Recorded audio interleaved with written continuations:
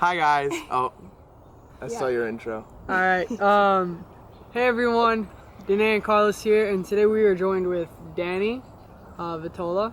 Hi. Was it okay to keep your last name? I don't care, yeah. Alright. I'm kind of famous. So today he's going to be sharing his testimony on the My Story series here on our channel. If you guys haven't watched the previous videos, feel free to go back and watch them after you've watched this video, because Danny has something very impactful and powerful to share with you guys, so stay tuned and share, comment, and subscribe. Alright. Hi guys. I'm Danny Vitola. I'm 20.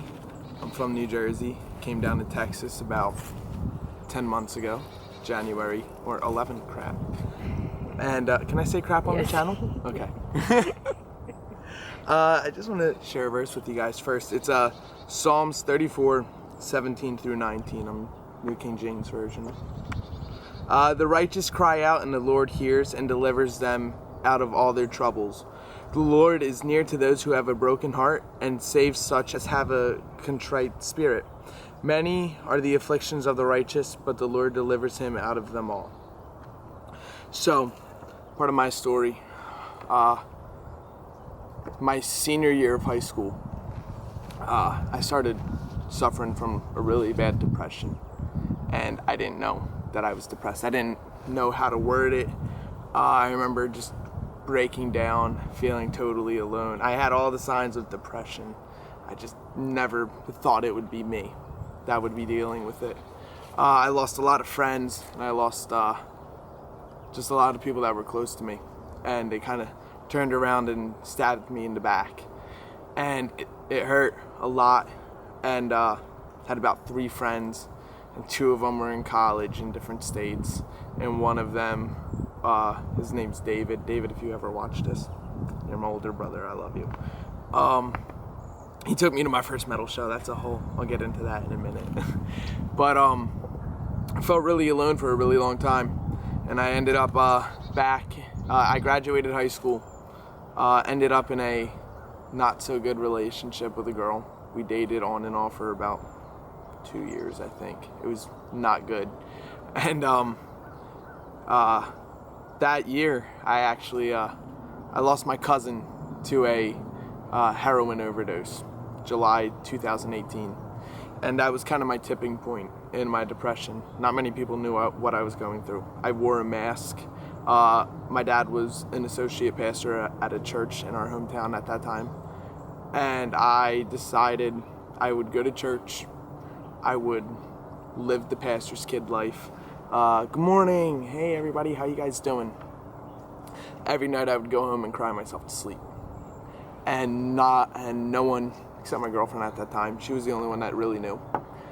And fast forward to July 2018, my cousin passed away, and that was my tipping point. She called me her mini-me, and my dad called her his mini-me, so it was kind of all interconnected right there. I miss her like crazy. That's just a little side note. But that was my tipping point. And fast forward, kind of giving the spark notes of it, October 9th, 2018, I decided that was going to be my last day on earth. That night, I was writing a song. I play heavy metal. It scares the crap out of my family, probably a couple people on campus. And I was writing a song, and that song slowly became my suicide letter. And I wrote out my letter, and I said, okay, we're doing this. And I took about 20 pills, enough to get the job done. And I remember crying, saying, God, if you have a plan for me, wake me up tomorrow morning. I'm tired of hurting. I just want to be with you. I can't take this pain anymore. Cried myself to sleep that night, praying that if I did die, I would somehow end up in heaven, because I just wanted to be with God. Spoiler alert, I woke up the next day, and I said, okay, God, you're not done yet. Reveal to me what I need to do. About 6 months later, I found CF&I, and I was like, okay, this place seems cool. I'm gonna try going in August. Now it's That was March of 2019. I was like, okay, let me try getting there in August. Stuff didn't work out, but I was anxious to get down here. And I knew that was the next step that I had to take in my life. Just get down there. My life's going to get transformed. I don't know how, I don't know when, I don't know why. I just know something big is going to happen in my life the minute I get down here. And chains broke within the first week and a half of me being down here. And I saw God restoring so much hurt that was in my life. Then the quarantine happened, and I went home for spring break, and was just home for a week with my family. Not everybody during that time was just unsure of what was going to happen, if we were going to come back to school. We ended up not. Some of us stayed on campus. Fortunately, I was one of the people that stayed on campus.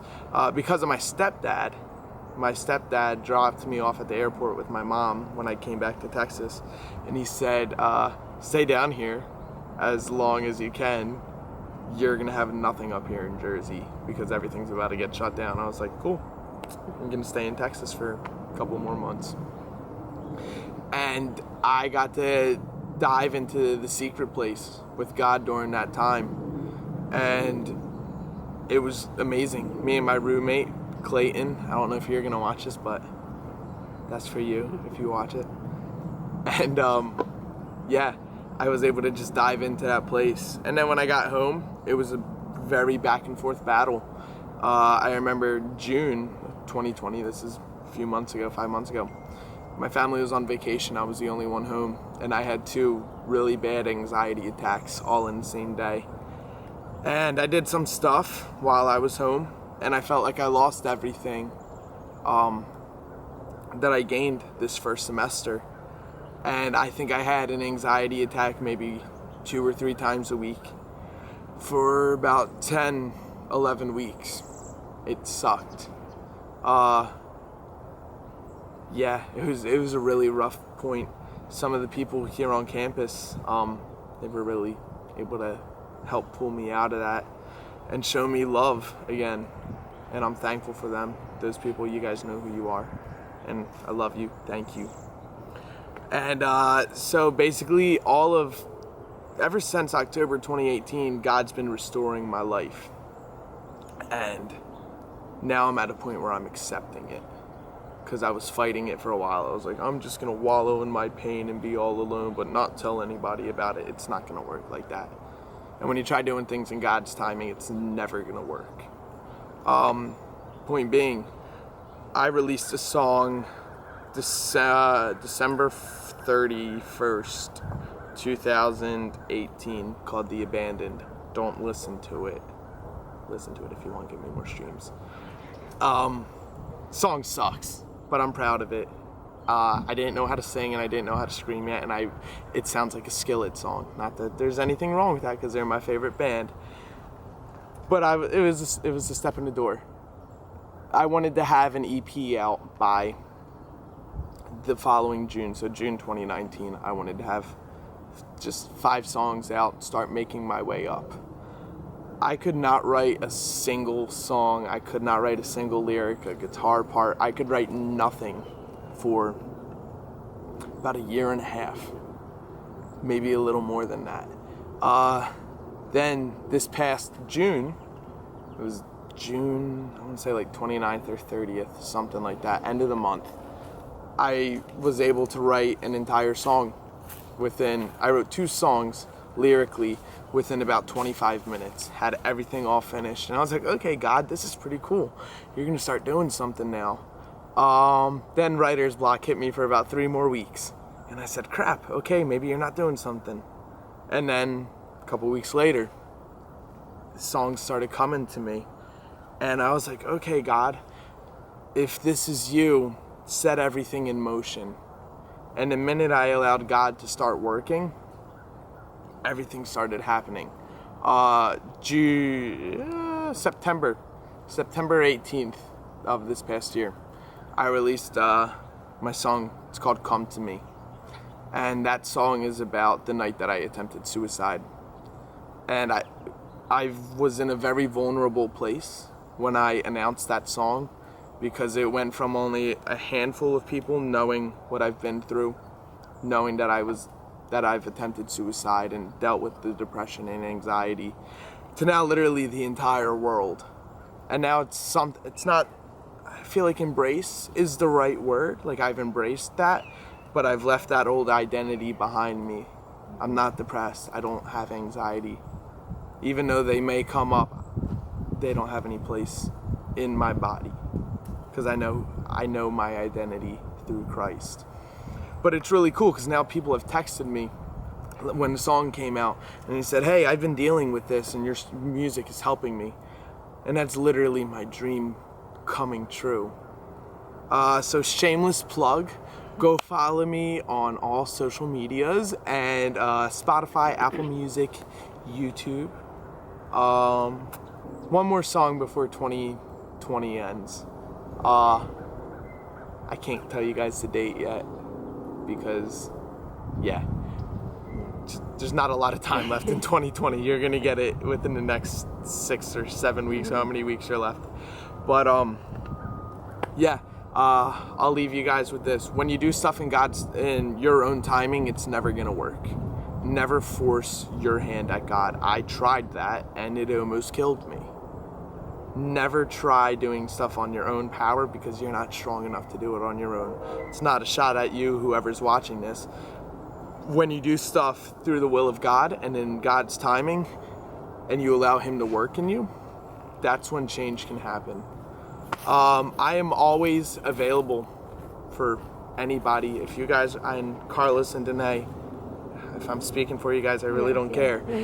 I know those two are there for anybody. I have so much love and respect for the two of them, and I love this series that they're doing. I'm honored to have been a part of it, so thank you guys for having me. And I'm here for you guys if you guys ever need anything. My voice might sound scary on Spotify, but you're watching the video and my voice doesn't sound scary here, so be my friend. And yeah, I love you guys. Bye.